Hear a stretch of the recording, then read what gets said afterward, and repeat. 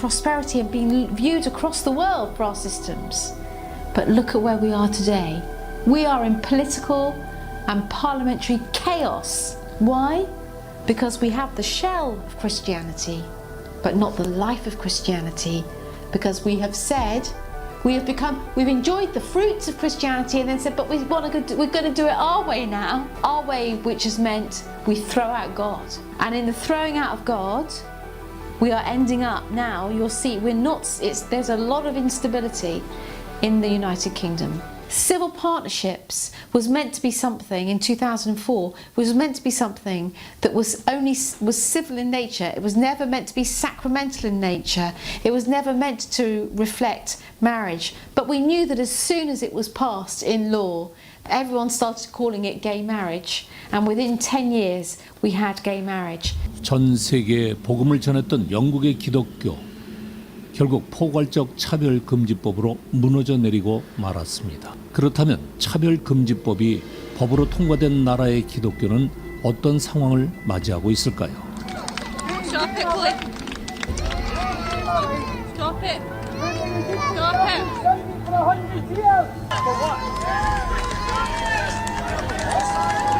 This is the kingdom of heaven, suffering violence. That's right. All I've done tonight That's is right. tell you the good news of Christ. The same thing that they're trying to do on the other side of the park.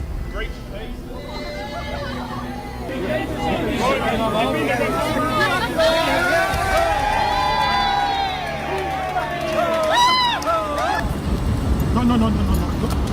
Don't take my Bible to read. Don't take my Bible to read. Don't take my Bible. What did I do? What way do you have to do this to me? I said I was leaving. I said I was leaving. Sit down. Sit down. I am not kidding. Sit down. Sit down. Everybody. On your bottom, put your feet out in front of you.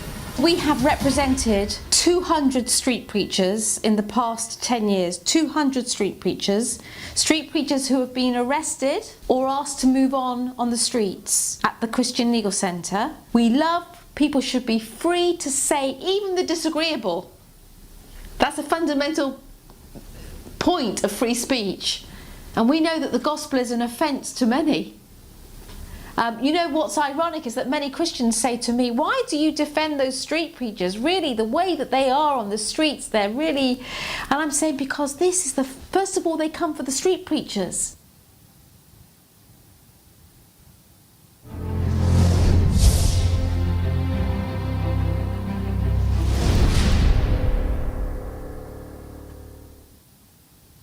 Well, I think to call the United Kingdom, Great Britain, a Christian country, yes, we have an incredible Christian heritage. Yes, the Bible was rooted at the heart of our education systems, health systems, parliamentary systems, legal systems.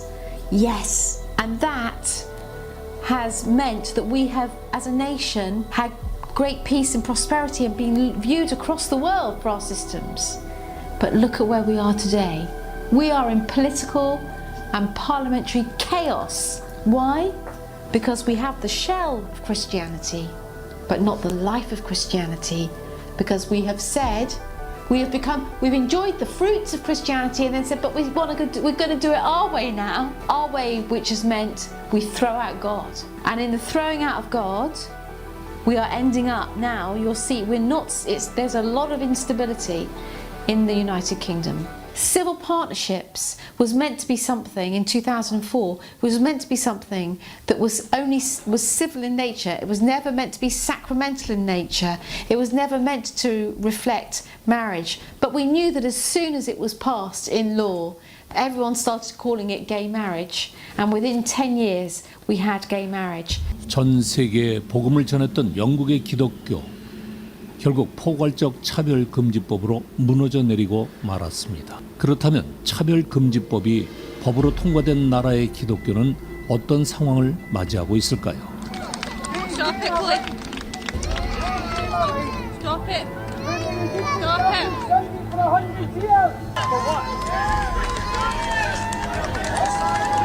This is the kingdom of heaven, suffering violence. That's right. All I've done tonight That's is right. tell you the good news of Christ. The same thing that they're trying to do on the other side of the park. No.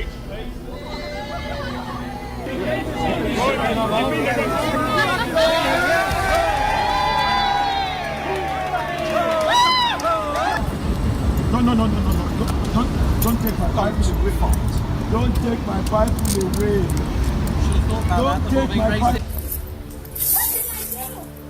What way do you have to do this to me? I said I was leaving. I said I was leaving. What? Sit down. Sit down. I am not kidding. Sit down. Sit down. Everybody. On your seat, on your bottom, put your feet out in front of you. We have represented 200 street preachers in the past 10 years. 200 street preachers who have been arrested or asked to move on the streets at the Christian Legal Centre. We love people should be free to say even the disagreeable. That's a fundamental point of free speech. And we know that the gospel is an offence to many. You know what's ironic is that many Christians say to me, why do you defend those street preachers? Really, the way that they are on the streets, they're really... And I'm saying because this is first of all, they come for the street preachers.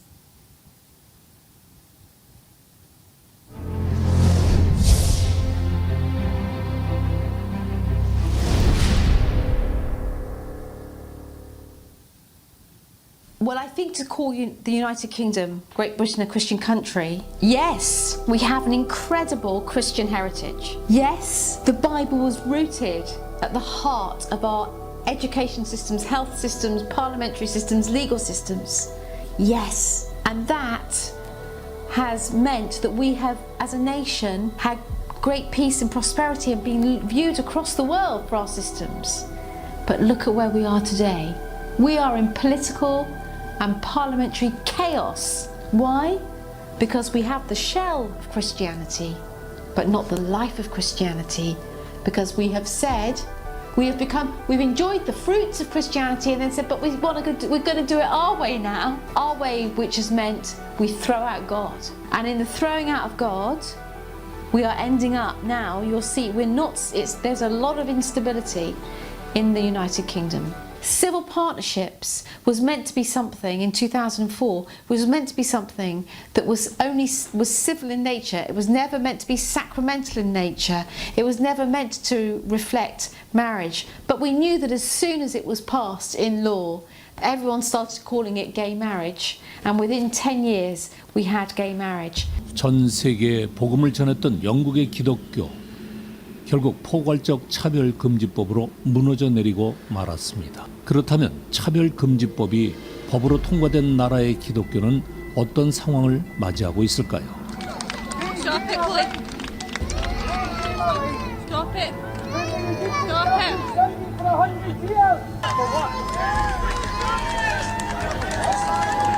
This is the kingdom of heaven, suffering violence. That's right. All I've done tonight That's is right. tell you the good news of Christ.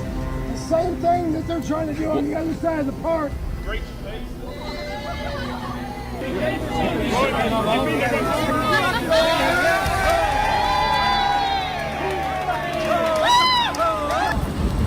No. Don't take my Bible away. Don't take my Bible away. Don't take my Bible. What did I do? What way do you have to do this to me? I said I was leaving. I said I was leaving. What? Sit down. Sit down. I am not kidding. Sit down. Sit down. Everybody. On your seat, on your bottom, put your feet out in front of you. We have represented 200 street preachers in the past 10 years. 200 street preachers who have been arrested or asked to move on the streets at the Christian Legal Centre. We love people should be free to say even the disagreeable. That's a fundamental point of free speech. And we know that the gospel is an offence to many. You know what's ironic is that many Christians say to me, why do you defend those street preachers? Really, the way that they are on the streets, they're really... And I'm saying because this is first of all, they come for the street preachers.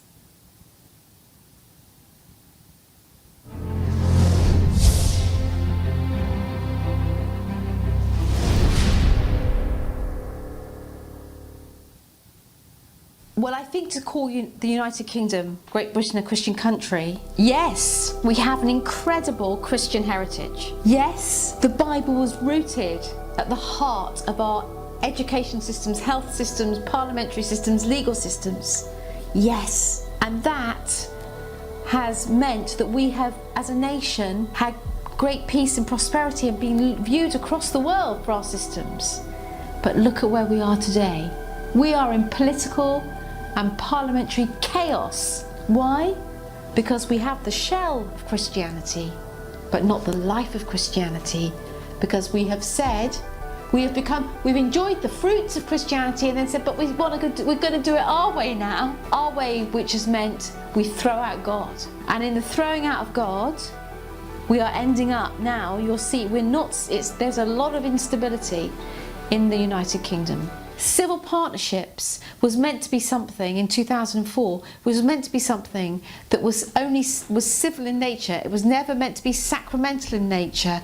It was never meant to reflect marriage. But we knew that as soon as it was passed in law, everyone started calling it gay marriage. And within 10 years, we had gay marriage. 전 세계에 복음을 전했던 영국의 기독교.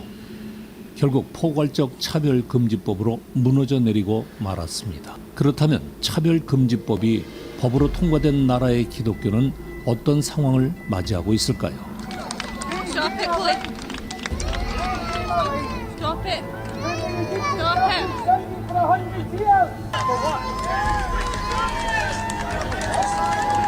This is the kingdom of heaven suffering violence. That's right. All I've done tonight That's is right. tell you the good news of Christ. The same thing that they're trying to do on the other side of the park.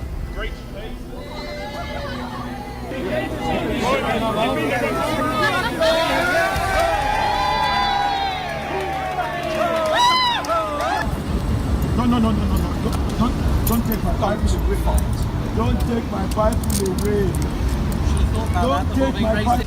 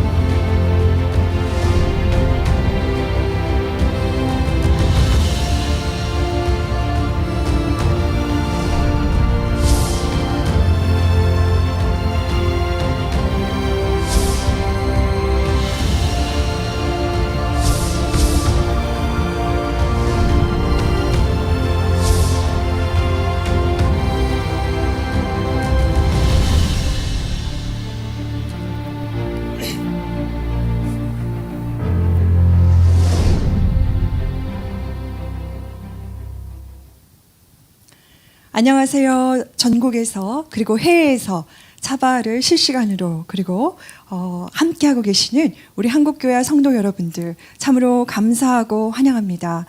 저는 차바 운영위원으로 섬기고 있는 김윤숙 목사라고 합니다. 차바가 이렇게 시즌 1에 끝나는 것도 아니고 시즌 2에 계속되어지면서 특별히 이번 시즌 2에는 한국 강사뿐 아니라 해외에 계신 한국 우리 목사님들 그리고 또한 우리 외국 강사님들이 함께 해주셔서 참으로 풍성하고 감사한 생각이 드는데요. 이렇게 차별금지법이 제정되기 이전에 그 위험성을 알리고 함께 연대하여서 우리가 깨어나고 그리고 이렇게 정말 우리가 서로를 알리고 공부하고 준비하며 우리가 함께 할 수 있는 그러한 나라가 저는 많지 않을 거라고 생각해요. 그런데 이렇게 사바가 우리 한국교회가 연대하여서 그리고 또 많은 분들이 함께 수고해 줌으로써 매주마다 강의가 진행될 수 있는 것을 참으로 하나님께 감사를 드리고 또 함께 호응해 주시는 각지에 계시는 모든 분들께 참으로 감사를 드립니다. 느헤미야가 같이 그 이스라엘 백성들과 성벽을 하나하나 벽돌 하나하나를 쌓았듯이 제가 생각할 때 우리의 그 매주마다의 발걸음들이 한 걸음 한 걸음씩 그렇게 벽돌을 쌓으면서 대한민국 가운데 거룩한 방파제, 하나님의 거룩한 도성, 하나님의 거룩한 그러한 나라로 만들기 위해서 우리가 매주 수고한다고 저는 믿고 있습니다. 그래서 하나님께서 은혜를 더해 주실 거라고 생각하고 오늘도 제 3번째 시간을 강의를 함께 가도록 하겠는데요. 먼저 지난주에는 우리 이재훈 목사님께서 온누리교회를 섬기고 계시는 이재훈 목사님께서 저에게 오셔서 C.S. 루이스의 신전한 기독교에서 본 차별금지법이라는 강의로 함께 해주셨는데요. 아주 내용을 흥미롭고도 쉽게 저에게 잘 설명해 주셨습니다.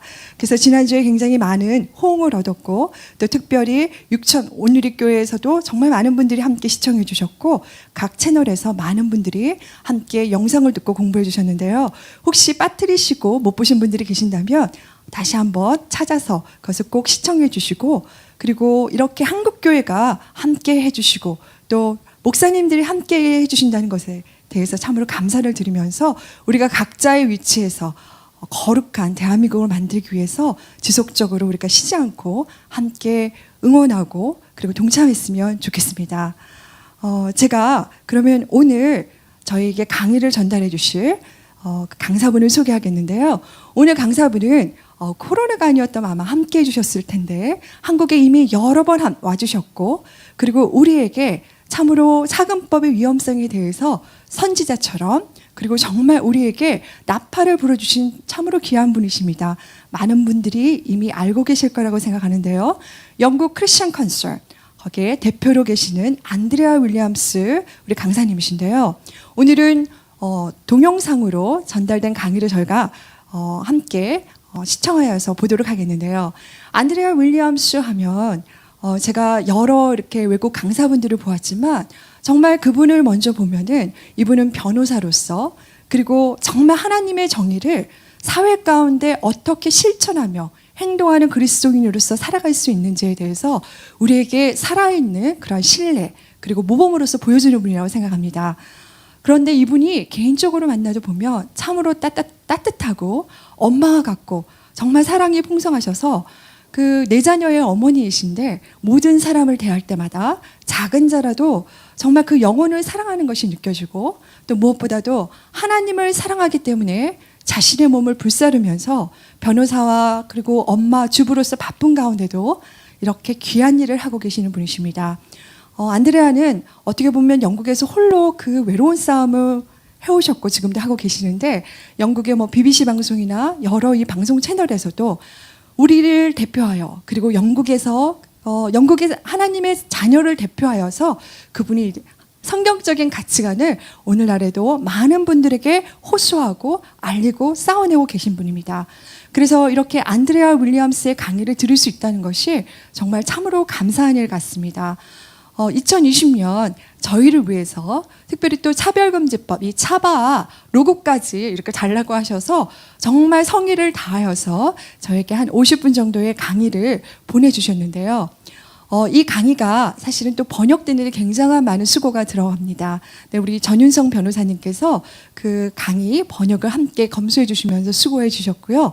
많은 분들이 이것이 이루어질 수 있도록 함께 기도해 주시고 수고해 주셨는데요. 그래서 오늘 여러분들 이 강의를 오늘 들으실 때 자막을 읽으시기에 약간 어려우실 수 있으나 읽으실 때 여러분이 동영상을 보시면서 강의를 들으시면서 우리 안드레아 윌리엄스 속에 있는 하나님 나라를 향한 열정 그리고 성경적 가치관을 수호하기를 원하는 그 하나님의 군사로서의 열정이 우리 각 사람에게 전이되어지고 전달되어지기를 원합니다. 그리하여 정말 안드레아가 절규하고 정말 저에게 부탁했어요. 한국 교회는 연합하여, 교회가 연합하고 각 영역이 연합하고 그리고 각 세대가 연합하여서 정말 하나님의 그 가치를 이 땅 가운데 가져오고 그리고 한국교회는 마지막 시대에 한국교회의 부르심을 다하고 사명을 다하는 그러한 정말 거룩한 나라가 되어달라고 부탁했는데요. 2020년 따끈따끈하게 도착하는 영상을 강의를 들으시면서 우리 모두의 10년 가운데 그러한 안드레아의 그러한 그 열정들이 열매 맺어지고 또한 은혜가 되어지고 도전이 되어지는 시간이 되기를 여러분 기대합니다. 그러면 우리 함께 강의 함께 살펴보도록 하겠습니다.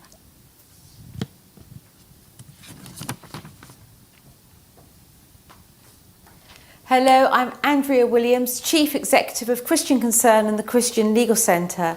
It is always my great joy to speak to the people of South Korea. I only wish that I could be with you in these strange and unique times in our world at the moment. My subject today is anti-discrimination laws in the United Kingdom.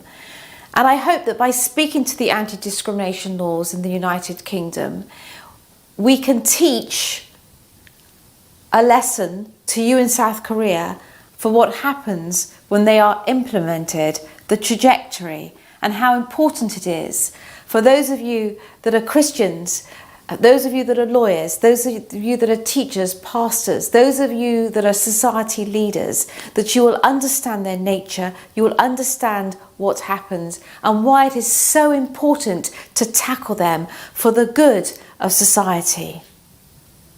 So I thank you for your kind invitation to speak to you today. It's worth, first of all, noting that anti-discrimination is not an issue that exists in a vacuum. There are numerous root causes that create a culture that lead to the kind of tribalism and identity policies that are at the heart of the equality agenda that we see so clearly in the West and which is coming to you in South Korea. I call it an equality agenda because anti-discrimination law has very little to do with equality and a lot to do with politics. That's why it's important that the politicians, the lawyers, the educators understand very clearly what it is that I'm saying, and also the pastors. At its heart, anti-discrimination defines people by various minority characteristics and focuses on our differences rather than our similarities. Instead of bringing people together in the shared understanding that we are born into the radical equality and the shared dignity of being created in God's image. And that is something that we in Britain have enjoyed historically in our laws. But today that has gone through the equality agenda. And this agenda breeds suspicion among people and the belief that because of their differences, they tend to be victimised by this society more than others. Being a victim, in turn, can breed contempt for those that others view as their victimisers. As we have seen time and time again in the United Kingdom, anti-discrimination law pushes people to fighting for their perceived individual rights to be more equal than others. The philosophy underpinning the anti-discrimination agenda has led to such things as critical race theory, which has bred movements like Black Lives Matter and spawned protests which often become violent in the United States. It has led to an insidious form of cultural Marxism, where our entire history and culture is treated with suspicion and disdain, with an aim to fully dismantle.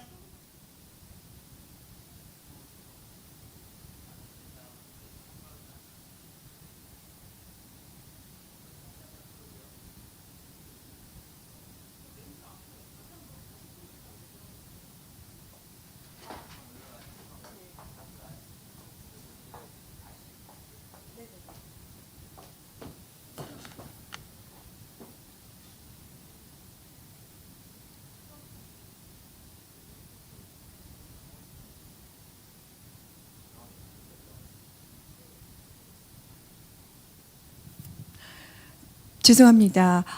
송출에 약간 문제가 테크니컬한 문제가 있었기 때문에 저희가 다시 처음부터 네, 플레이를 하도록 하겠습니다. 네, 죄송합니다. 양해 부탁드립니다.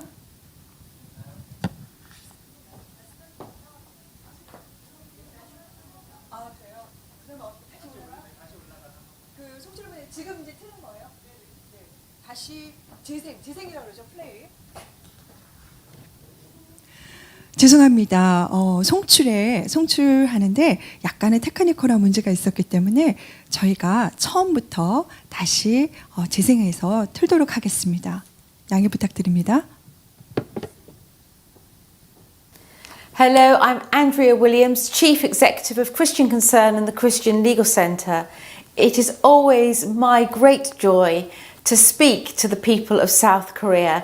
I only wish that I could be with you in these strange and unique times in our world at the moment. My subject today is anti-discrimination laws in the United Kingdom.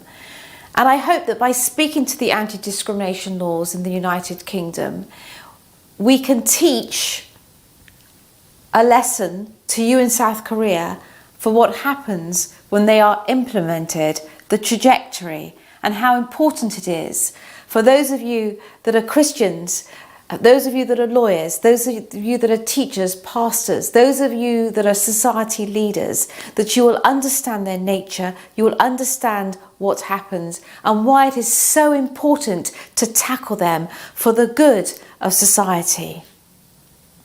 So I thank you for your kind invitation to speak to you today. It's worth, first of all, noting that anti-discrimination is not an issue that exists in a vacuum. There are numerous root causes that create a culture that lead to the kind of tribalism and identity policies that are at the heart of the equality agenda that we see so clearly in the West and which is coming to you in South Korea.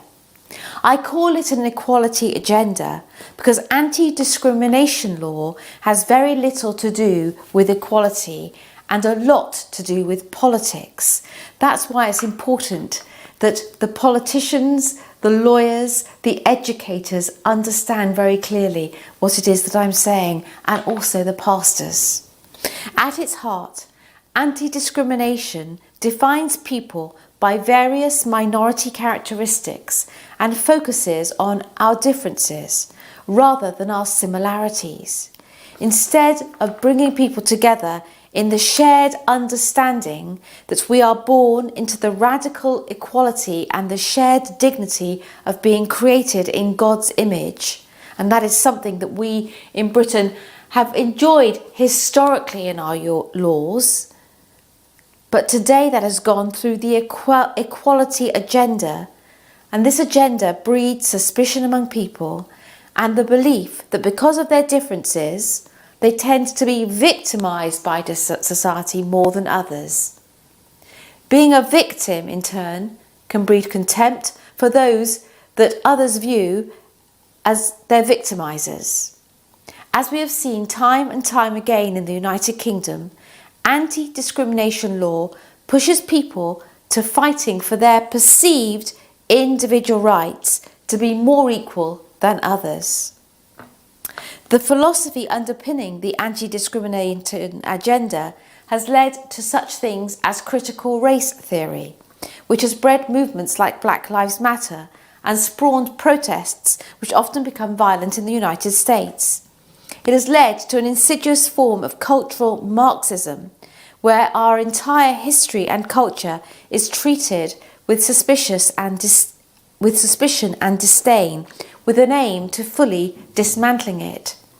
So today, in Britain, much of British history is unknown and not properly analysed, and the way that it is taught in the academies and the way that it is spoken of in political life and even in our education in schools is with disdain. The so-called Christian heritage is one to be ashamed of, not celebrating for the good that it has done. This philosophy has led to a transgender theory today where biological sex no longer matters. It's subjective feeling that counts. I can be whatever gender I aspire to be, or no gender at all. It is a war of nature and ultimately on God's sovereignty and the creation order. This philosophy has also created the LGBTQI movement, which has for the past 30 years in society sought to deconstruct heteronormativity, to thereby redefine the family, in fact to smash the family, and to end what they believe to be straight privilege. Perhaps the greatest challenge of the anti-discrimination agenda is that it is all-encompassing. It usually starts in the area of employment or housing, and then it expands to the provision of goods and services.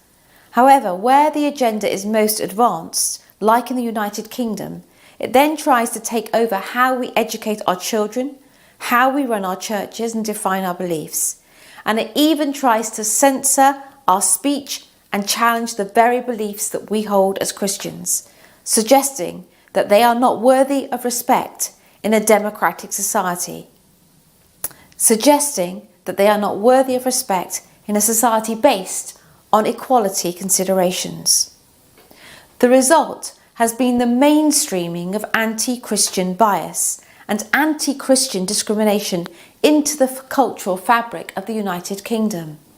And this is why it's really important for all public leaders, including pastors, to understand that this is a gospel issue. It cannot be left to politicians, it cannot be left to lawyers, it cannot be left to educators, it cannot be left to government. It is something that is firmly needs to be dealt with within the church and within the church's people. Anti-Christian bias is a predisposition against an individual or a group, wholly or partly due to their Christian beliefs or practices. Who would have thought that this could possibly happen in the United Kingdom? Well, it has. Who would think today that it could possibly happen in South Korea? Well, it could.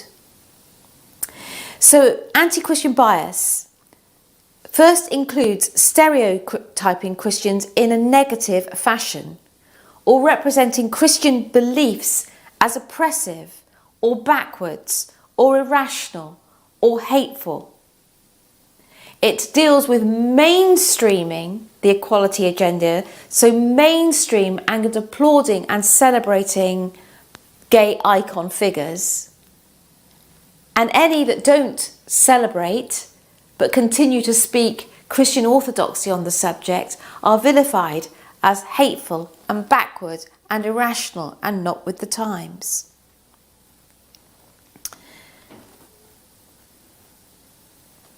This also includes individuals, employers, organisations and even government actors going out of their way to respect the demands of other faiths or beliefs, but not of Christians.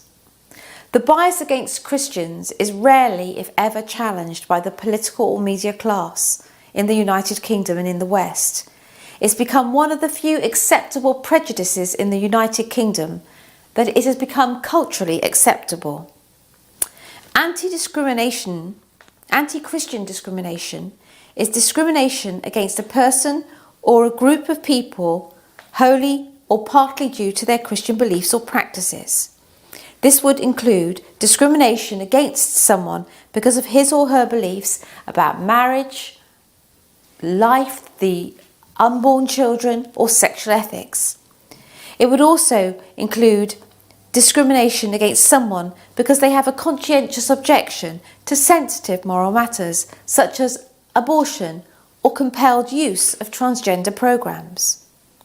One of the chief problems facing Christians in the United Kingdom today, especially those who faithfully adhere to biblical belief, is the shocking level of religious illiteracy in our culture. For more than 2 decades, both the media and the LGBT campaigning groups have hammered it into the collective consciousness that any opposition to any campaigning goal of the LGBT community or to homosexual behaviour itself is hateful, homophobic, small-minded. Biblical Christian belief during this period has been attacked ruthlessly along these same lines. That is why it's vital that the churches and that Christians in public life speak lovingly but strongly and clearly and in truth into the public arena at this time, at the very beginning that these laws begin to take shape and place in the society of South Korea. In our nation, the Christian voices that have dissented have been very few. Churches have far too often not defended biblical belief, but have instead gone quiet on it, sought to be loving and caring, sought to say very clearly, we are places of welcome, we do not judge, which of course is true, but then not to say anything about the truth of God's moral code. They've gone on the defence to prove that they're not the type of Christian who would be an enemy of homosexuality. This is why in South Korea it is vital that we talk about the truth when it comes to sexual ethics from the get-go of this anti-discrimination legislation. Today, I will focus mainly on the two protected characteristics in the United Kingdom that equality law has posed and imposed and presents as the greatest existential threat to the free exercise of Christian faith in our nation. Those two protected characteristics are sexual orientation and gender reassignment. Let us first turn to the issue of sexual orientation. One of the chief problems that exists in defining what legal protections should be afforded to sexual orientation is a hermeneutical one. It's an understanding of what is meant. Put succinctly, the problem began, and I want the South Koreans to really hear this well, because of the lack of legal clarity in how sexual orientation is defined. Please don't make this same mistake at the outset in South Korea. When the Equality Framework Directive 2000 was being drafted, which would later create a legal obligation upon all European Union member states to adopt their own in-kind anti-discrimination legislation, it originally stated this, that with regard to sexual orientation, a clear dividing line should be drawn between sexual orientation, which is covered by this proposal, and sexual behaviour, which is not. Now, this clarifying statement never made it into the final binding directive. And so the confusion of whether sexual practice was included in sexual orientation has been inherited by the member states. What this means is that sexual orientation and sexual behaviour now becomes one. First of all, the notion of sexual orientation in the first place, that somebody is innately born gay, there's an issue with this. But now it in and of itself expands to mean protection over sexual behaviours so that they cannot be critiqued. The British Parliament has failed to cure this lack of legal certainty. So I think that what's important in South Korea is for you to understand this. When there is an anti-discrimination protection around sexual orientation, it means sexual practice. It means the celebration, the full protection, the promotion of homosexual ideology, fully blown homosexual relationships in society and the promotion of them. And so, as a minimum, this needs to be made clear from the start so that you can ensure conscience objections within the legislation. Or you need to say that sexual orientation does not extend to sexual behaviour. This, of course, already cedes the notion of sexual orientation, which may well, in and of itself, also be a difficult thing. Parliament had opportunity to cure this at various points, but it never did, because the lack of clarity in law can be useful. When defining sexual orientation in Section 2 of the Employment Equality Sexual Orientation Regulations of 2003, it simply used the circular definition that sexual orientation means one's sexual orientation towards persons of the same sex, persons of the opposite sex, or persons of the same sex or opposite sex. A nearly identical definition continues to be used to this day through the Equality Act of 2010. This confusion is compounded because sexual orientation can mean many different things depending on who is defining it. For some, it means sexual attraction. For others, it means their behaviour as well. This is particularly problematic because it suggests that moral opposition to sexual behaviour is somehow discriminatory. Others wish to include it as a worldview. This category of people suggests that any opposition to the LGBT campaigning points includes same-sex marriage, same-sex adoption and LGBT education of our children is homophobic and should be prohibited by anti-discrimination law. Let's turn to this latter category of people first. If you take away anything from today's talk, let it be this.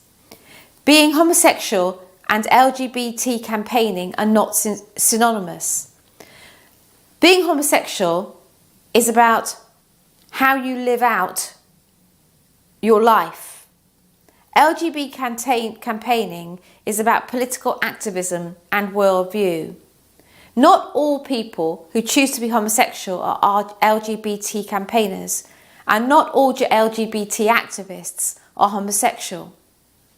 Presently, universities across the country offer courses in gay and lesbian studies where things such as ethics, queer philosophy, political science, sexology and the social construction of sexual identity are discussed. The outworking of these ideological positions has been mainstreamed into both education and culture. The entire premise, for example, behind the mandatory LGBT education of children in the United Kingdom is that it seeks to deconstruct heterosexual normativity. And this has led to some LGBTQ academics calling for the queering up of the primary school classroom. Precisely stated, LGBT activism is very real, it can be ideological, and at times aggressively so. So successful has the LGBT lobby been that even the simple premise that a child does better growing up with a mother and a father in a low-conflict home environment has been deemed homophobic and enough to disqualify someone from holding public office. Next week, here at Christian Concern, you will be hearing about the case of Richard Page. If ever there was a symbol for how badly the anti-discrimination agenda has failed Christians and what an existential threat it poses to religious freedom, then Richard is that symbol, and one that will occur in South Korea unless you hold back this anti-discrimination tide at the very beginning. Richard Page is a devout Christian who's always been active in the community.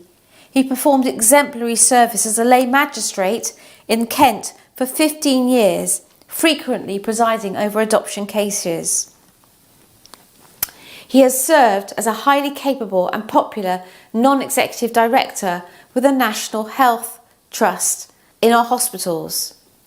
In 2014, a social services was circulated among the magistrate judges, making sweeping statements about how new research findings suggested that an adopted child fares best when placed with same-sex couples as opposed to being placed with a mother and father.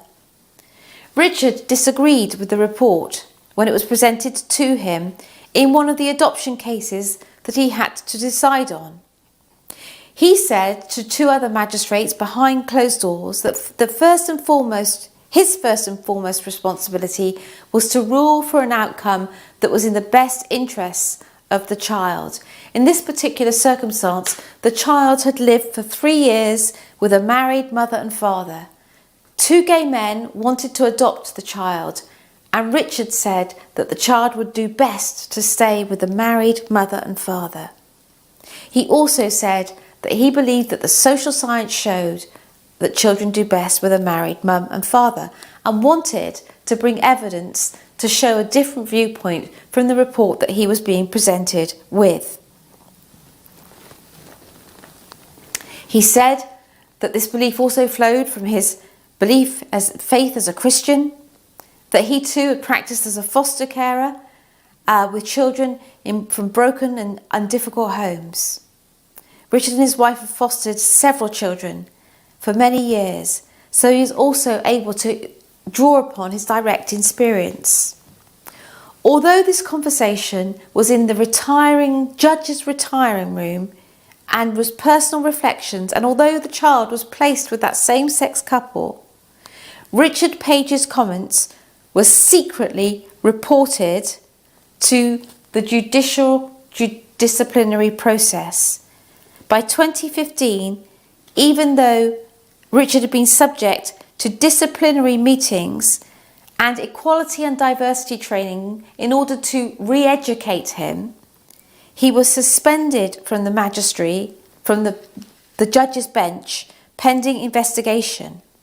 The outcome in the investigation was that he had allowed his religious beliefs to affect his judicial decision-making, that he had been biased. So holding the belief as a Christian that children do best with a mother and father was deemed to be discriminatory, and that he should have removed himself from the case.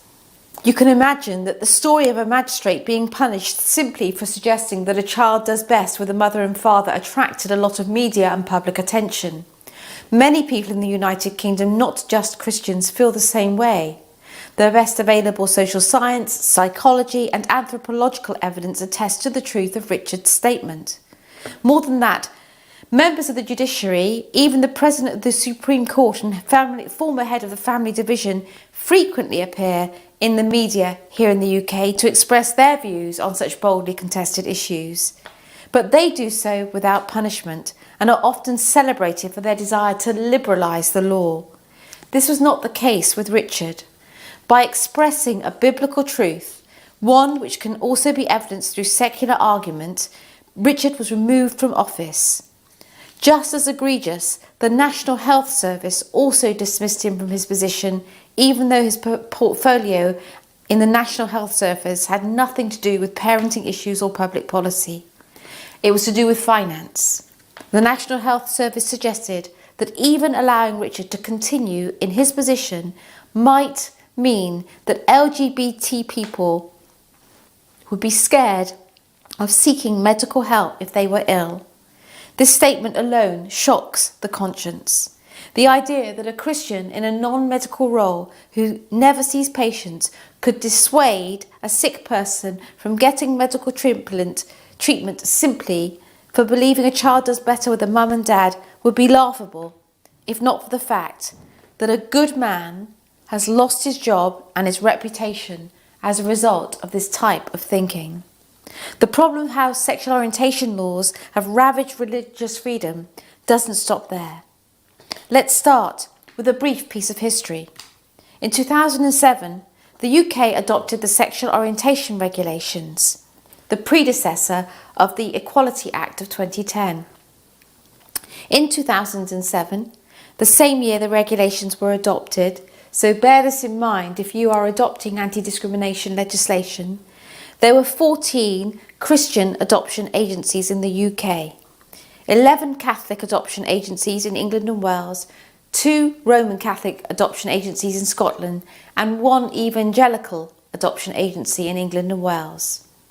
As a result of the sexual orientation regulations, all 14 agencies suffered severe repercussions, Of those 14, several of which have existed for hundreds of years or more and were credited with placing the most difficult children into families, 11 of them were forced to remove their Christian ethos and become secular sounding agencies, or they would go out of business completely. To put this into perspective, the 2 Catholic agencies in Scotland accounted on average for 20% of the adoptions in Scotland each year. Of the 11 Catholic adoption agencies in England and Wales, they performed 1/3 of all private adoptions in the United Kingdom. Before closing its doors to business, the Westminster Catholic Children's Society alone provided services to more than 3,000 children. While we lament the loss of ethos-based adoption agencies because of gender politics, what is equally deplorable is that in the name of so-called sexual orientation, countless children will stay in orphanages or inadequate foster care because of the loss of these adoption agencies. Or we can look to the case of Gary McFarlane. He is a relationships counsellor. He was terminated from his position with Relate Counselling Service for gross misconduct, for merely asking if he could be accommodated in his Christian beliefs on biblical sexuality.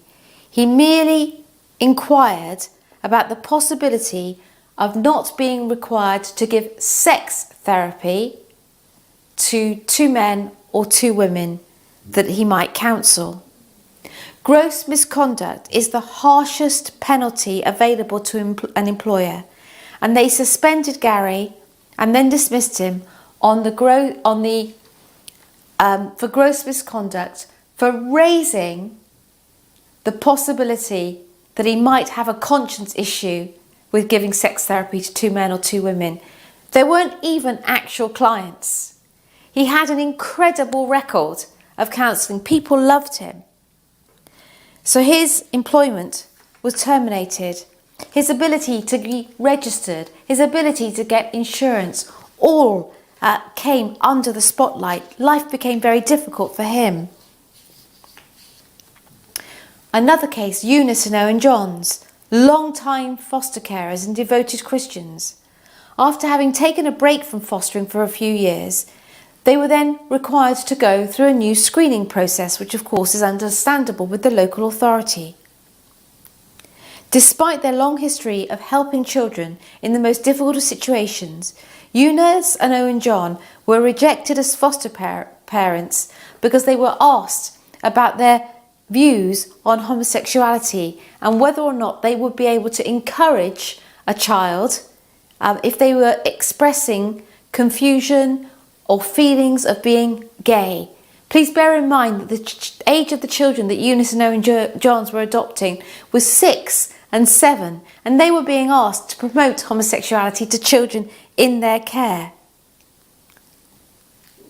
During the trial, the taxpayer-funded Equality and Human Rights Commission condemned Mr. and Mrs. Johns, saying that allowing such people to foster children ran the risk of infecting the children with Christianity. It's a little bit like speaking of Christianity like it's coronavirus, some dangerous disease, some deadly disease which isn't fit to be in the public space. What was also extraordinary during this whole process, they wouldn't encourage homosexuality in children, so they weren't deemed fit to be foster carers or adoptive carers.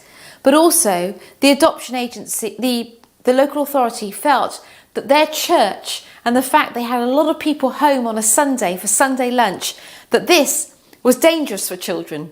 To be in that kind of environment every Sunday would be a dangerous environment for the children.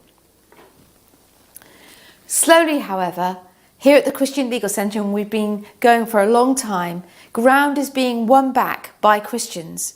And one of the most well-known cases at the Christian Legal Centre is that of Felix Ngole.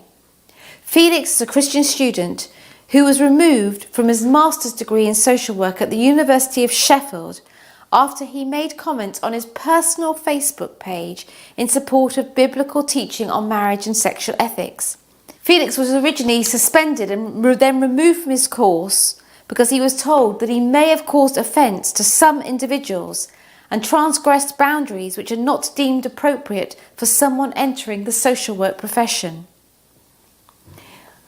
I would suggest that the case represented an egregious incidence of viewpoint discrimination, whereby Felix was discriminated not for the subject matter being addressed, but for the side that he took in the debate.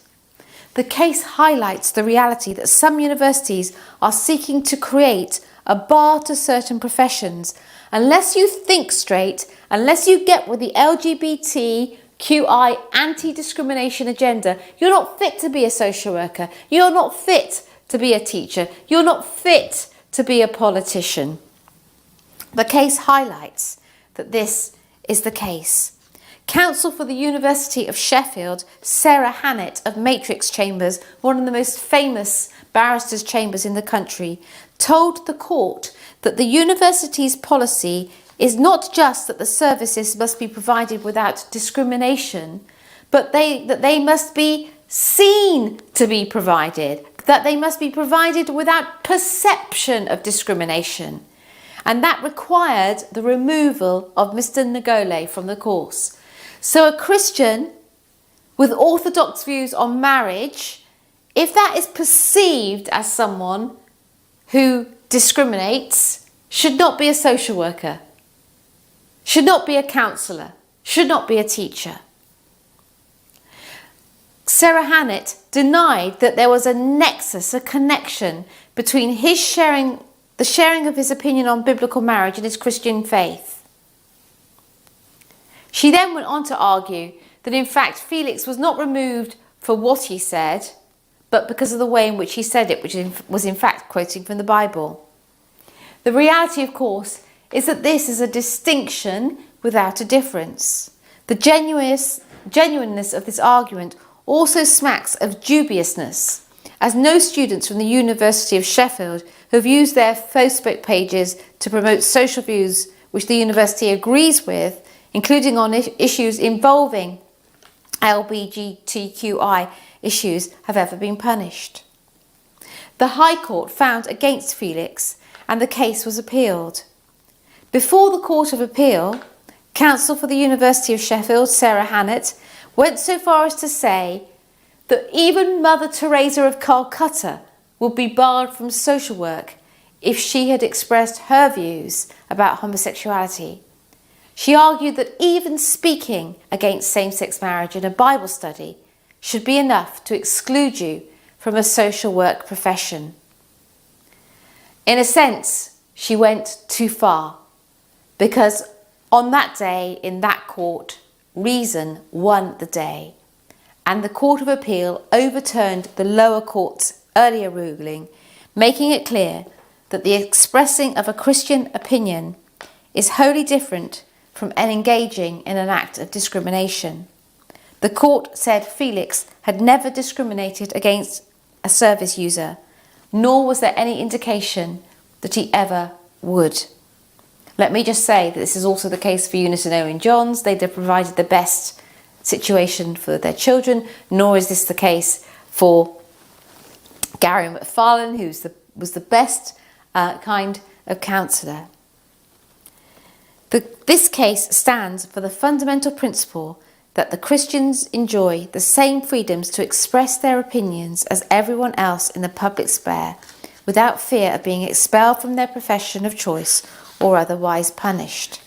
Despite this victory, the equality agenda still poses a very real threat to Christian freedoms. As I mentioned at the outset of this presentation, equality law typically starts off with relatively humble goals, but then slowly expands into every sphere of our lives, including those that relate to the free exercise of our Christian faith and how our children are educated. In Europe and in the UK, schools are legally obliged to respect the way that parents wish to raise their children in accordance with their Christian faith. However, with the introduction of the Equality Act in 2010, the Department of Education made it mandatory that the various protected characteristics, including sexual orientation and gender reassignment, should be promoted. Little guidance was provided to schools, but one thing was clear. The various educational bodies, locally and nationally, encourage schools to promote LGBT education. It has got to the point in the UK that the government has adopted new education regulations requiring schools at the secondary level to teach LGBTQI elements in all schools, including Christian schools, with no right of opt-out. Primary schools are also under heavy pressure to engage in LGBT issues. I think that many of us have had, historically, in the United Kingdom, an implicit trust in the education of our children by the state. Again, what I want to say to you in South Korea is keep your children safe. Understand what it is that they are being taught. If you don't want these programs in your schools, ensure that they don't ever enter your schools, that this does not become part of the curriculum. This needs to be a stated campaign aim of anything that you can do. You need to bring in the politicians, the educators, the pastors, the lawyers in order to ensure that this happens. Until recently, one of the chief executives of Ofsted, which is the the United Kingdom's official school inspectorate, was also one of the senior managers of Stonewall, which is the major LGBT lobby group in the United Kingdom. Stonewall is an LGBT organisation active in many spheres of culture, including politics and education. They are very clear about their campaigning goals, which are anti-ethical to biblical Christianity. They are equally clear that they feel Christianity must change and accept homosexuality as a virtue and condemn any Christian who does not. In fact, currently there is a movement in our nation to ban so-called conversion therapy. What does this mean? Well, actually telling someone that they can turn to Christ, they can give up their sexual behaviour, they can give that up, they can leave it at the foot of the cross. That, the sort of terms that we're hearing in Parliament and even in the church, is spiritual abuse for telling people that they can change. So this is something that you need to be very alive to. Spiritual abuse, conversion therapy, terrible terms which become used against Christians in order to make any explanation that we push back on not able to be heard by others. Government itself has become a cheerleader in this country for LGBT education. The partner of our current Prime Minister Boris Johnson, Carrie, was judging recently at the Conservative Party, at the Conservative Party's LGBT Fringe Conference Centre. She was judging drag karaoke. So the Conservative Party has become dominated, completely acquiescent to this particular agenda. If you were to enter the Department of Education building in Westminster, a stone's throw away from Parliament, you might be surprised to see that the only visible symbol in the main entrance is a large rainbow flag that decorates 2 floors of the building. I say this because your Department of Education, your Department of Health, your Department of Justice, you must ensure that they don't adopt this, that they don't feel that in the name of anti-discrimination they have to fly flags, that they have to introduce these policies. They need to be resisted from the outset. The Department of Education has rolled out new tags for their email signatures, including a rainbow flag with the slogan, I am an LGBT plus champion, and directed them to the Stonewall website. The signature line ends with the following statement, I quote, "We cannot tell by looking at someone or by their name how they self-define their gender," and warning the reader to be sensitive to the use of gender-specific programs. This is our government. This is our government's education department. This is the education department that delivers education to children right down to 2 in our nursery schools. Given this, it's not surprising to hear stories like those of Izzy Montague and her experience at Heaver's Farm School. Izzy and her husband Shane are Bible-believing Christians who wanted to raise their son Isaiah in accordance with their Christian beliefs. Izzy was troubled when she began seeing Stonewall posters popping up all over the school with slogans like, "I am gay, get over it." Her son was also coming home from school and telling her that he had to read storybooks about being gay. This all culminated in the school announcing that they would be holding a gay pride event at their school. The child in question was 6. Any parent who complained received a similar answer, which was that their children could not be opted out of LGBT education as it was mandated by law. Izzy formally complained to the school, noting that the school owed her a statutory duty to respect her right to raise her son in accordance with her Christian beliefs. When she went to meet the head teacher as part of the complaints procedure, she was greeted by the head teacher's daughter, who was taking notes of the meeting. The daughter, also a member of staff, wore a T-shirt with a conspicuous message written in bold black lettering saying, "Why be homophobic or transphobic when you can just be quiet?" The daughter also wore T-shirts to the primary school. One such T-shirt also read, "I am a lesbian." So teachers in the school of young children aged 4, 5, 6, 7, 8 are wearing T-shirts saying, "I'm a lesbian. Why be homophobic or transphobic when you can just be quiet?" Not surprisingly, a few weeks later, when Izzy received the official written response to her complaint from the head teacher, they absolved the school of any wrongdoing and defended the school's position of holding a pride event. While this wasn't surprising, what was indeed surprising was that on the same day that letter was sent out, that same teacher put Izzy's son, just a small boy, into a 4-hour detention. To be clear, Izzy's son had never shown any behavioural problems at a school, nor had he ever served a detention. He was only, I said 6 years old, in fact he was only 5 years old, putting a 5-year-old into a 4-hour detention. Izzy was only told that evening that one of the teachers had physically handled him on his lower back. The next day, Izzy's son was again put into detention. Izzy, as any mother would, tried desperately to find out what happened, especially about the accusation of being physically manhandled. The school, in return, was awful to her. They provided no means or answers and ultimately barred Izzy from coming onto the school grounds. Izzy's story is becoming symbolic of the disdain equality and education activists have for the role of parents in educating their own children. I've been told by multiple school governors when handling complaints for other Christian parents that in their minds, parents are part of the problem and not the solution. They have told me that they have bypassed consulting parents on intimate and moral issues being taught in schools because they know that they will get pushback.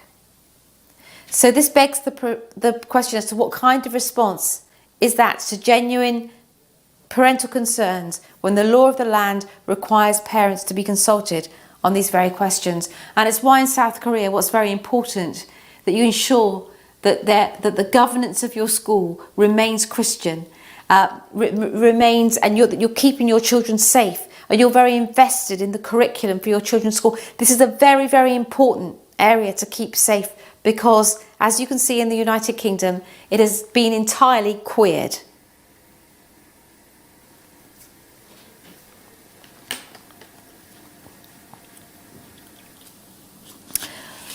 Our failure in the United Kingdom to understand where anti-discrimination leads has led to the systemic and systematic punishment of people with deeply held biblical beliefs. At the Christian Legal Centre last year, we gave advice to some 1,000 Christians who felt they'd suffered some level of detriment for their Christian faith. The centre is currently supporting more than 50 court cases involving Christian freedoms that are live in court, that are active. These numbers are unacceptable for a nation that for so long identified with Christianity, one which has given birth to some of our most famous global evangelists, theologians and reformers.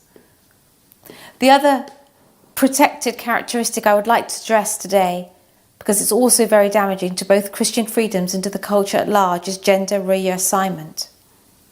Nigel and Sari Rowe are Christian parents who hold and wish to instill in their children a biblically centred belief in gender, beliefs that would include Genesis 1:27, where Scripture says, "So God created man in his own image, in the image of God he created him, male and female he created them." Or Matthew 19:4, where Christ says, "Have you not read that he who created them from the beginning made them male and female?" In seeking to raise their children to the Christian beliefs, Nigel and Sally Rowe sent their two sons to a Church of England primary school on the Isle of Wight. Within 2 school years, both of their children, aged 6 and 8 at the time, found themselves in classes with boys who, under their parents and the school's direction, were going to school identifying as girls. Because of the confusion and discomfort suffered by their older son, Nigel and Sally Rowe took him out of school to be home educated. When the school informed Nigel and Sally Rowe of their plan to adopt a transgender affirming policy in the school, the reality was this: these small children, aged 6, 7, 8, in a small community, had known these other children, had known these little boys as boys. Now they were coming to school as girls. And if the other children didn't call these children by the right name or by the right pronoun, they would be in trouble. We had situations whereby the children were not going to toilet at school because they were getting so concerned about the use of toilets, this sort of thing in the school. Nigel and Sally attempted to work the matter out with the school in relation to their younger son. In a response to a letter they sent to the school, asking about anti-bullying measures and their own parental rights, the school responded by suggesting that anyone who could not believe that those little boys were girls or refused to give them female pronouns was transphobic. The school also announced their intention to educate parents and students alike in accordance with this gender ideology. Furthermore, the school and the education department was supported by the church, by the church's diocesan education body, in support of this gender ideology. So the church, a church school, capitulated to the state agenda, and the true Christian parents who were seeking to protect not just their children and others, they were punished as transphobic. The result is that now Nigel and Sally have been home educating their children for some 3 years, and litigation is about to commence imminently. Similarly, the Christian Legal Centre has supported an amazing maths teacher called Joshua Sutcliffe.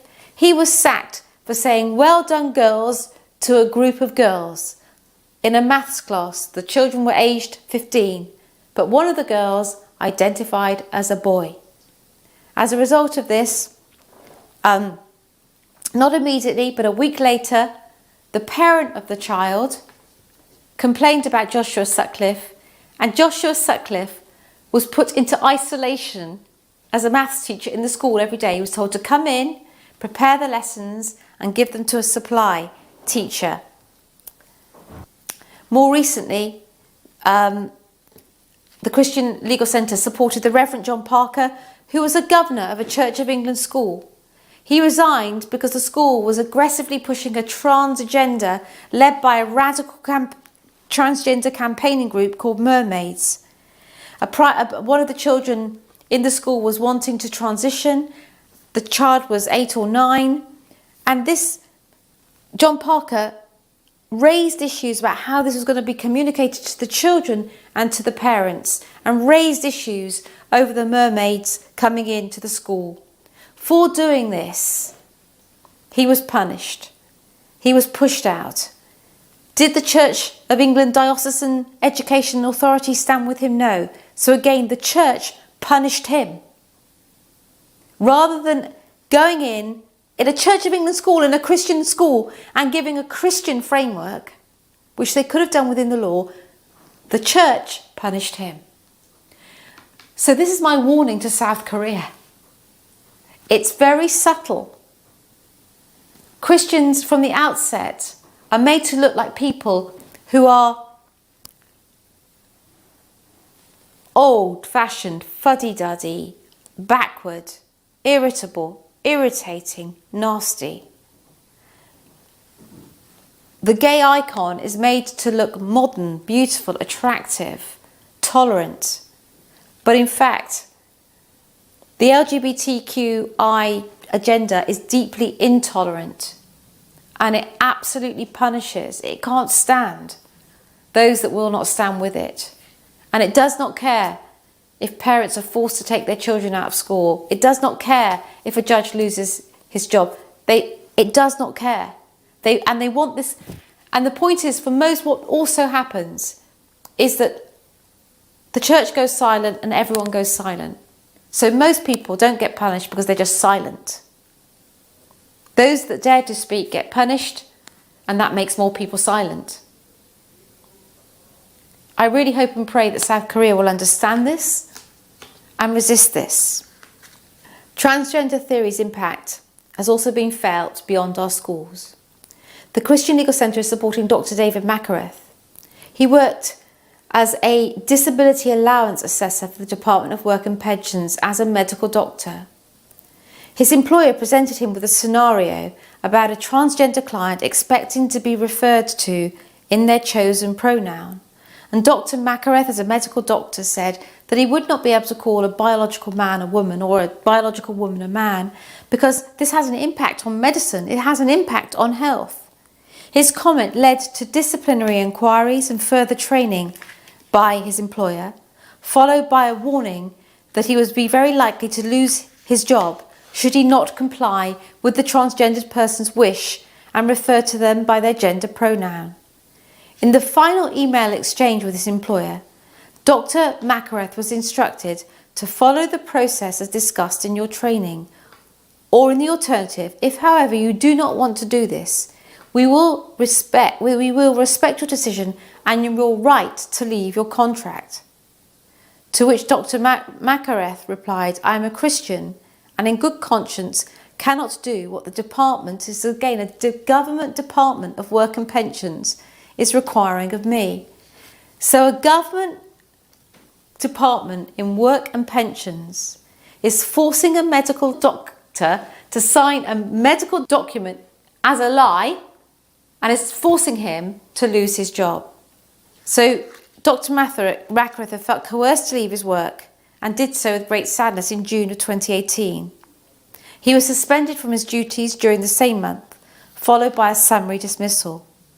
He went on to say publicly, no doctor or researcher or philosopher can demonstrate or prove that a person can change sex. Without intellectual and moral integrity, medicine cannot function, and my 30 years as a doctor are now considered irrelevant compared to the risk that someone else might be offended. Please pray for Dr. Makareth as his case continues. We sincerely believe that the case will set an important principle and precedent for Christians in the United Kingdom. In bringing this talk to a conclusion, I would just like to thank everyone for their deep desire to keep Korea safe from this type of cultural influence that we have had in the UK, which has led to a strong suppression of Christian exercise in every sphere of life. You are the frontline warriors for what is good and what is right and what is pleasing to God in your nation. In the United Kingdom, I do believe that we have lost our way. Views that show dissent from the sexual orthodoxy of the day are punished and shouted down. So we need people like you to learn from what has happened to us. People willing to stand up for the truth, no matter what the consequences, but people to understand what comes and to resist it from the outset. Do not be naive. Do not be naive. Do not, in fact, have the kind of the Christian naivety. Truth and grace, grace and truth. Understand from what has happened to us what will come, unless you resist, because it's your children, it's your children's lives that will be at stake. I thank you for taking a brave stand. I thank you for what you do. God bless South Korea.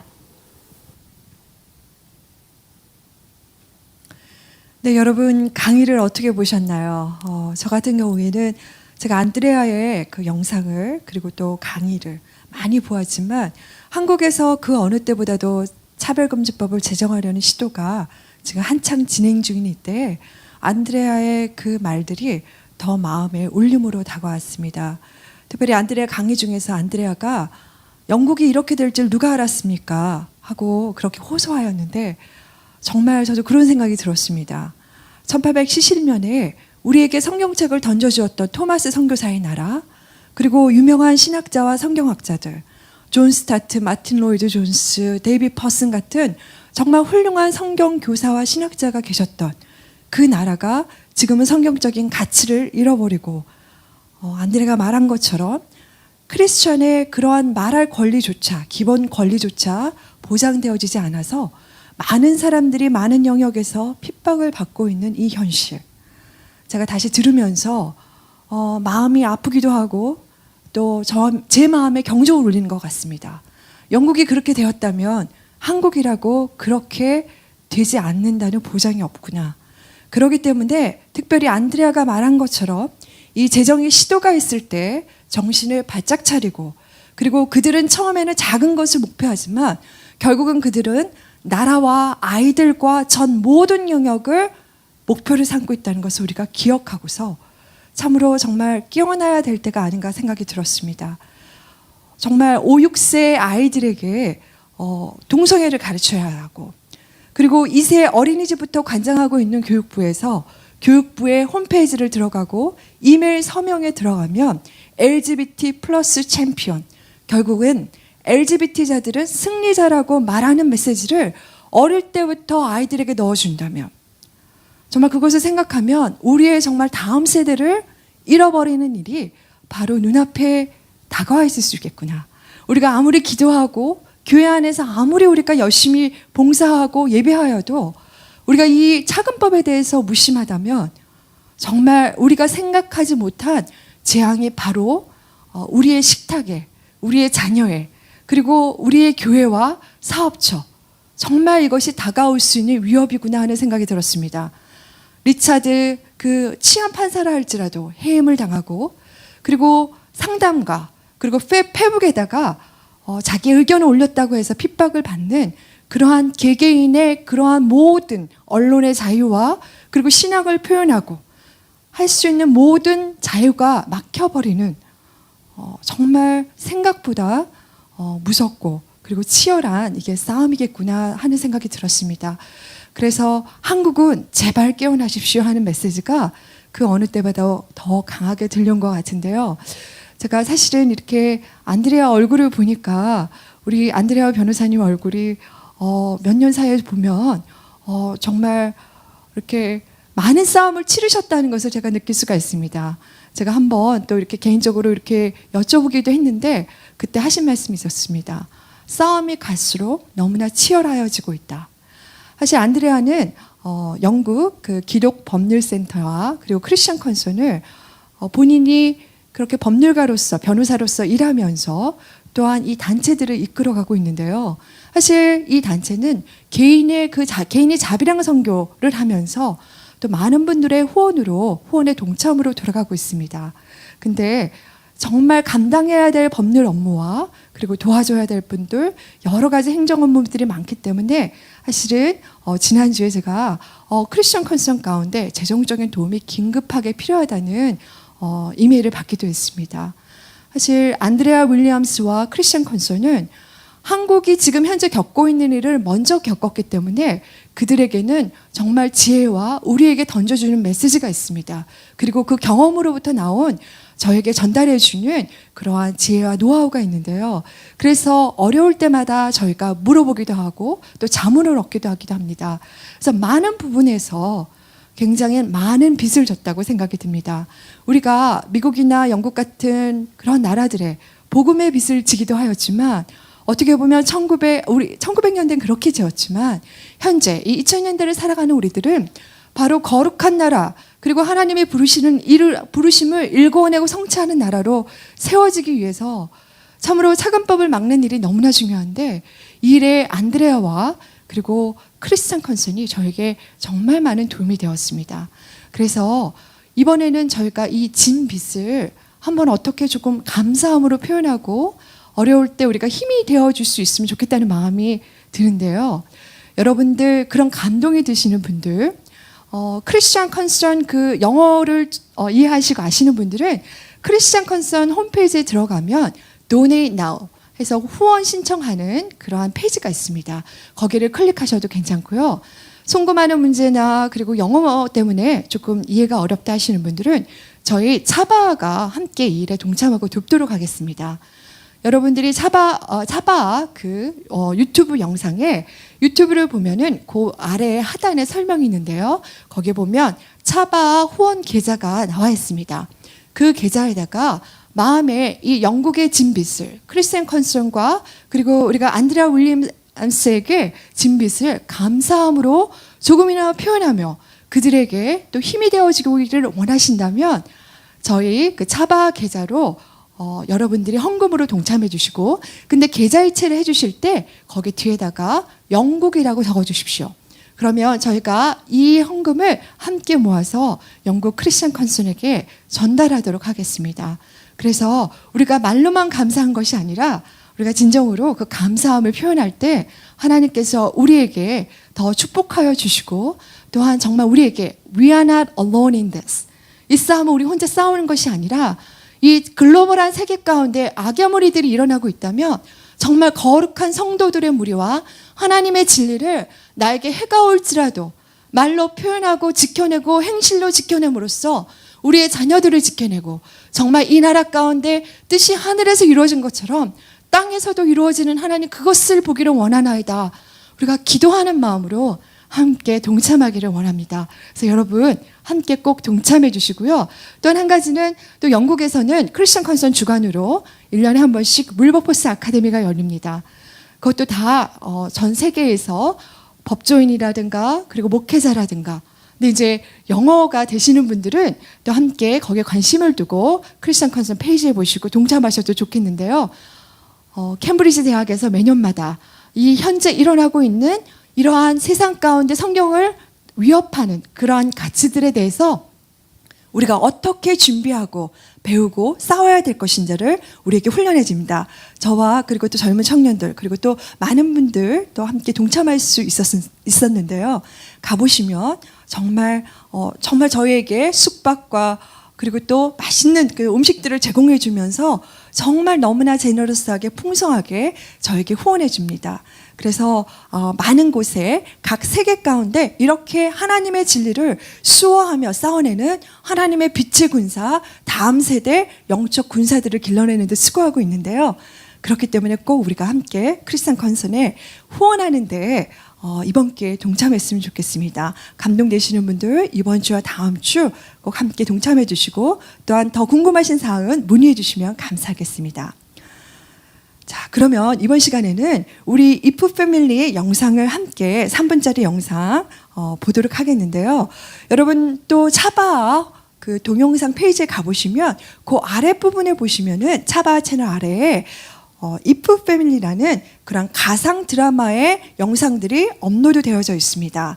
윤학열 감독님이 함께 하시는 마하나임 TV 선교회에서 주관하여서 또 우리 또 어떤 그 연예인분들이 또 함께 동참해 주시고 해서 차별금지법이 제정되었을 때 일어날 일들을 이해하기 쉽도록 그것을 영상으로 만들어 주셨는데요. 들어가셔서 마하나임 TV 선교회 여러분들 후원해 주시고 또 기도도 해 주시고요. 그리고 이프 패밀리 영상에 여러분 구독해 주시기를 바랍니다.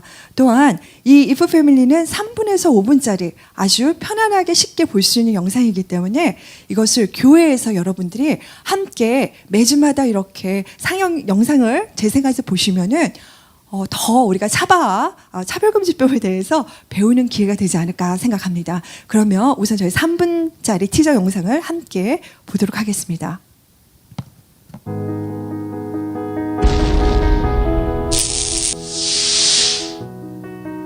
엄마가 나 미워하니까 인권위에다 고발해버릴 거예요. 뭐라고? 동성애 반대 설교는 법 위반이 아니라고 했어요. 1,000명에게 100억 원의 배상금을 지급한다. 난 여자로 살 거야. 요셉아! 요셉아! 30일 먹겠죠?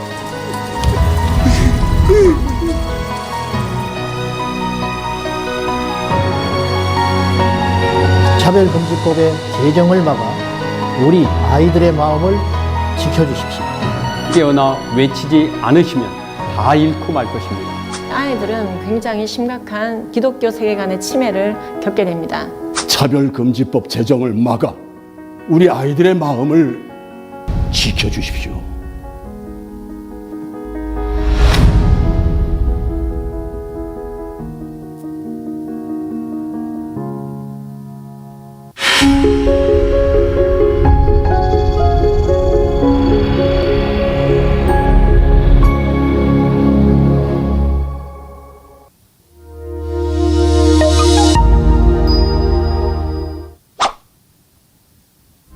캐나다에서는 데이비드 린 목사가 동성애자들에게 폭행당한 뒤 영국 토니 미아노 목사도 경찰에 체포됐습니다. 스웨덴에서는 동성애는 죄라고 설교를 했던 아케 그린 목사가 징역 1개월을 선고받았습니다. 차별금지법이 통과된 외국에서 반동성애 설교자가 체포되고 구금되었으며 형사처벌을 받기까지 했습니다. 우리나라의 정의당이 발의한 법안은 해당 안 됩니다. 단 제보자 불이익을 좁혀놓았죠. 동성애는 성경의 말씀대로 죄악입니다. 전 신대원을 졸업한 동성애자 강도사입니다. 목사고시 지원하겠습니다. 교회법에 따라 불허하겠습니다. 전 지지하겠습니다. 박 장로님도 교회법에 따라 실히 명합니다. 우리가 이대로 가만히 있을 줄 아십니까? 정신적 고통! 명예훼손과 모욕, 교회와 목사를 고발합니다. 동성애자나 동성애 지지자를 교회법으로 치리하는 일로 처벌을 받습니다. 적대적, 모욕적 환경조성 제3조, 제1항, 제4호 명예훼손죄 확대 적용이 가능합니다. 이 법이 통과되고 제정된다면 확대 적용은 일사천리입니다. 법 개정은 너무나 손쉬운 일입니다. 결국은 판사의 판결에 달린 사안이기에 아무런 문제가 없을 것이란 말은 절대 지켜줄 수 없고 책임질 수도 없는 주장입니다. 교회와 교단, 개인에게 천문학적인 손해배상 위험을 안길 수가 있습니다. 따라서 우리는 반드시 이 법안의 통과를 제정을 반대해야 하겠습니다. 차별금지법 바로 알아야 합니다.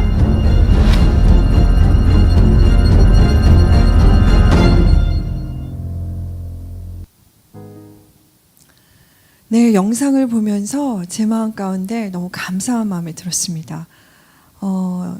차바가 처음에는 이게 어떻게 잘 진행이 될까 찾기 시작했는데 갈수록 정말 하나님께서 축복해 주셔서 각 영역에서 전문가들이 함께 해주셔서 우리에게 각 영역에서 이것을 위해서 함께하며 싸우는 동지가 있다는 것들이 너무나 감사하고요.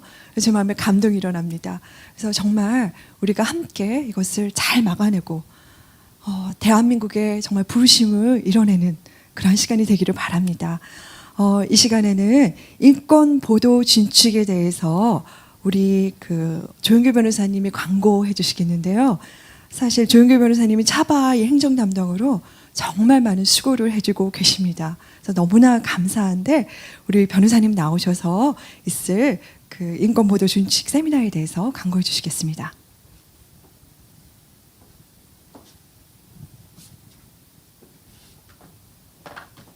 네, 여러분 안녕하세요. 네, 오늘 진행 우리 김윤숙 목사님 너무 잘해 주시죠. 우리 김윤숙 목사님께서 우리 안드레아 윌리엄스 이번에 강사 섭외하는 전 과정을 또 섬겨 주셨습니다.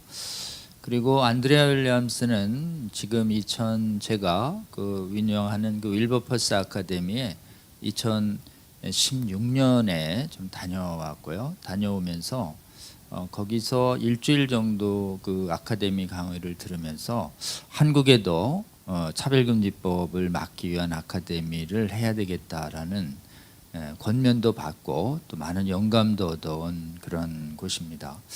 그 후 저희 한국 팀들이 계속해서 안드레아 윌리엄스 윌버포스 아카데미를 좀 다녀왔는데요. 우리 김민숙 목사님도 좀 다녀오시고 또 그래서 2017년에 동성애 대체 아카데미 할 때 우리 안드레아 윌리엄스가 와서 강의를 좀 해주시고 갔고 또 그 해에 생가요 국제 페스티벌이라고 해서 세계 각국의 동성애 운동가들을 초청해서 한국에서 반동성애 국제 연대 활동을 할 때 그때 또 한 번 이렇게 한국을 위해서 또 방문을 해주셨습니다. 그래서 안드레아는 무엇보다도 한국에 대해서 각별하게 한국은 꼭 막아낼 수 있기를 권면하는 이런 말씀을 많이 주셨고 또 한국 팀들에 대해서 굉장히 많은 섬김을 해주셨습니다. 아마 오늘 강의도 여러분 제가 보기에는 차별금지법에 관한 여러 강의를 들었는데 차별금지법에 초점을 맞춘 안드레아 강의는 이번이 처음입니다. 아마 메시지를 잘 들으시면 알겠지만 저희 차별금지법 바로알기 아카데미에서 제공하는 그런 메시지하고 아주 정확하고 또 영국에서 일어난 생생한 사례들을 거의 가짜의 그 논쟁할 여지 없이 정확한 팩트들을 여러분에게 제공해 드리고 있으며 특별히 우리가 교육 영역을 막아낼 문제에 대해서 정확하게 말씀해 주고 계십니다. 기회가 되신다면 여러 번 좀 시청해 주시고 또 관련 분야에 종사하시는 분들은 좀 도전받아서 한국에서 이 차별금지법을 막아내는 일에 적극 동참해 주시기를 호소드리고 우리 김윤숙 목사님 말씀해 주신 것처럼 한국을 위해서 그렇게 많이 섬기는 이 크리스찬 칸선이 저희가 또 그동안 받은 은혜나 도움에 대해서 이번 기회에 한번 저희가 영국을 좀 돕는 그런 기도와 재정적인 동참이 있었으면 좋겠다 이런 말씀 드리고 싶습니다. 오늘 제가 좀 강구하러 나온 것은 인권보도준칙에 대한 그 복음법률가회의 세미나를 소개해 드리기 위해서 왔습니다. 여러분 인권보도준칙은 2011년도에 제정된 것인데요. 기자협회하고 국가인권위원회가 만든 것인데 언론 분야의 포괄적 차별금지법입니다. 그래서 이 준칙의 8장에 성소수자 인권 조항이 있는데 동성애에 대해서 잘못됐다라는 취지의 보도를 못하게 돼 있습니다. 그러니까 동성애에 대해서 또는 성전환에 대해서 부정적인 관점을 표현하는 자체가 메이저 언론에서 보도 못하도록 하는 굉장히 언론 자유를 침해하는 조항이 되어 있고 또 동성애를 또 성전환을 치유 대상이나 질환 그리고 특히 에이즈와 같은 질병과 연관시키지 못하도록 실제로 연관되어 있는데 연관되었다는 의학적 지식을 보도하지 못하도록 되어 있는 헌법상 보장된 언론의 자유와 국민의 알 권리를 사실상 동성애와 성전환에 대해서 박탈하는 무서운 사실은 언론 재갈법입니다. 이 법에 대해서 아직 한 번도 비판적 토론회가 열리지 않았었는데 복음법률가회에서 준비하고 또 언론의 자유를 회복하기 위한 교회 내의 언론인들이 모여서 복음언론인의 창립준비위원회를 만들어서 한 3개월간 준비를 했습니다. 그래서 두 기관이 주최를 합니다. 복음언론인회 그 다음에 복음언론인의 창립준비위원회 그리고 발제를 총 6명이 하고 토론도 6명이 합니다.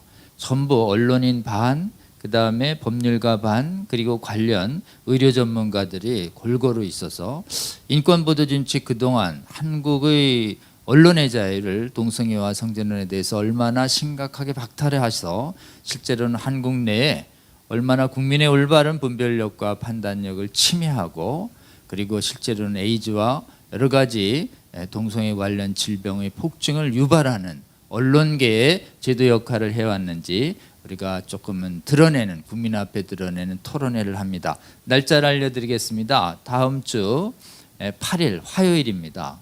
프레스센터 19층에서 합니다. 직접 특히 언론인 분들께서 관심 가져주시고 동참해 주시기를 호소드리고요. 저희 차바와 이런 관련 방송에서는 이 세미나도 실시간으로 여러분에게 스트리밍 해드리도록 하겠습니다. 관심 있는 분들 적극 동참해 주시기를 호소드립니다. 여러분 고맙습니다.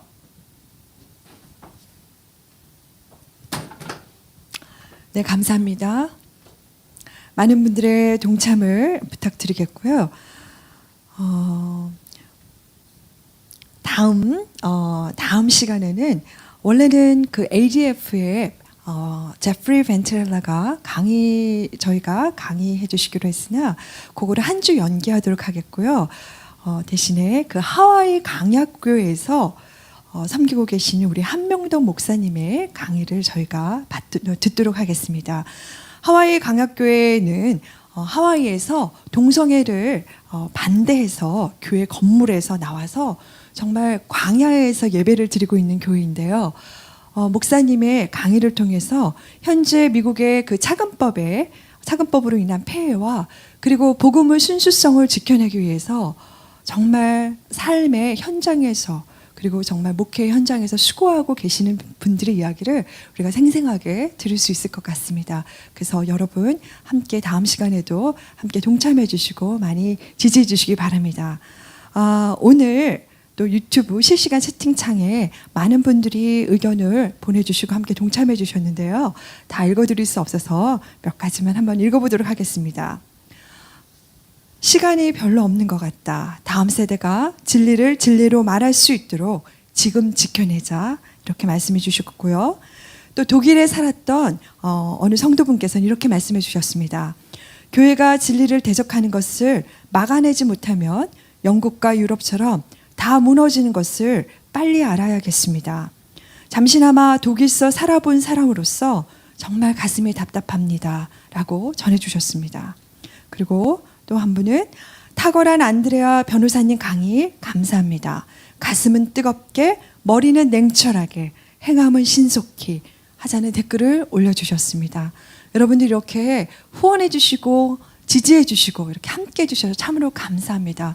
혼자는 싸울 수 없지만 정말 우리가 외국에서도 우리를 응원하듯이 이 세상 가운데 정말 여호와를 아는 것이 온 땅에 가득하고 그 진리를 우리가 지켜낼 수 있도록 거룩한 주의 군사의 무리들이 정말 각지에서 그리고 각 영역에서 그리고 이 땅의 각 나라들에서 정말 일어나기를 고대합니다. 그래서 차바 사실 강의 듣기가 쉽지 않을 수 있겠지만 우리가 알면 더 힘이 생기는 것 같습니다. 약을 먹을 때도 비타민을 알고 먹으면 더 효능이 있는 것 같습니다. 우리가 차근법도 잘 배워서 잘 막아서 우리 다음 세대를 위해서 우리가 정말 열심히 그리고 기도로서 잘 막아내고 싸워낼 수 있었으면 좋겠습니다. 그러면 다음 시간 강의를 기도해 주시고요. 제가 마무리 기도하고 마치도록 하겠습니다. 함께 기도하시겠습니다. 하나님, 작고 하나님 가난했던 이 나라 이 민족 가운데 하나님 복음을 전달해 주시고 하나님 오늘 우리가 누리는 이러한 풍요와 하나님 이러한 안정과 이러한 행복이 있게 하셨음을 감사합니다. 하나님 우리에게 주신 지난날의 은혜를 잊어버리지 아니하고 하나님께서 우리에게 선하시고 우리를 대변하시고 우리의 응답하신 것처럼 하나님 이 땅 가운데서 하나님의 진리와 아버지가 세워놓으신 진리를 위협하며 무너뜨리려는 하나님 정말 그러한 무리들이 하나님 그러한 소리들이 이 땅에 가득 차고 있습니다. 하나님 그러나 이때 우리가 침묵하지 않게 하여 주시옵소서. 하나님 우리에게 목소리를 낼 수 있는 지혜와 담대함을 더하여 주시고 하나님 많은 서구교회는 무너졌지만 하나님 대한민국 교회는 연합하여서 하나님 교회뿐 아니라 각 영역 가운데 각 세대 가운데 각 전문가들이 하나님 우리가 연합하여서 하나님 거룩한 방파제를 이룰 수 있도록 우리에게 힘을 더하여 주옵소서. 하나님 이 차별금지법 아카데미가 바로알기 아카데미가 있게 하심을 감사합니다. 주님 뒤에서 수고하시는 한 분 한 분을 주님께서 힘을 더하여 주시고 기름 부어주시고 하나님 매주 강의 가운데 강사분들을 주님께서 기름 부어주시고 하나님 이 방송이 흘러나갈 때 우리의 마음 가운데 하나님 거룩한 나라를, 하나님의 나라를 위하여서, 그리고 우리의 다음 세대를 위해서 지켜내고자 하는 마음의 열정과 하나님, 그리고 행동하는 우리의 신앙이 있게 하여 주시옵소서. 아버지, 이 모든 것들이 있게 하심을 감사하며, 우리는 미약하오나 친히 여호와의 군대가 앞서가시고 이를 일구어 주시고, 그리하여 정말 이 싸움에 하나님, 우리가 하나님이 원하실 때까지 승리할 수 있도록 주여 은혜를 베풀어 주옵소서. 오늘도 함께한 한 분 한 분을 하나님, 그분들의 가정을 축복하여 주시고, 다음 주에 올 때까지도 주의 평안과 사랑으로, 하나님 성령 충만으로 지켜주시고, 이 나라를 주의 은혜와 은총으로 지켜주시옵소서. 감사드리오며 살아계신 우리 주 예수 그리스도의 이름으로 기도하였습니다. 감사합니다. 여러분, 그럼 다음 주에 뵙도록 하겠습니다.